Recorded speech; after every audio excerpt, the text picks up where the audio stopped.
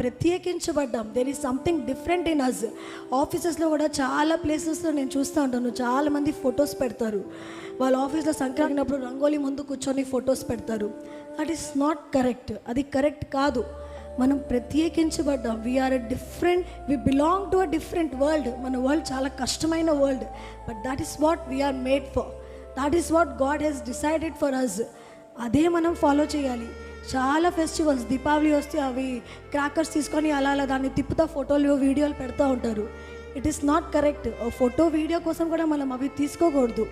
We shouldn't do all those things. Rakshabandhan వస్తే వాళ్ళ బ్రదర్స్కి రాఖీస్ కూడా టై చేస్తున్నారు. మ్యారేజెస్ వచ్చినప్పుడు చేయకుండా ఉండాల్సిన సూపర్స్టిషన్స్ ఎన్నో ఫాలో అవుతున్నారు.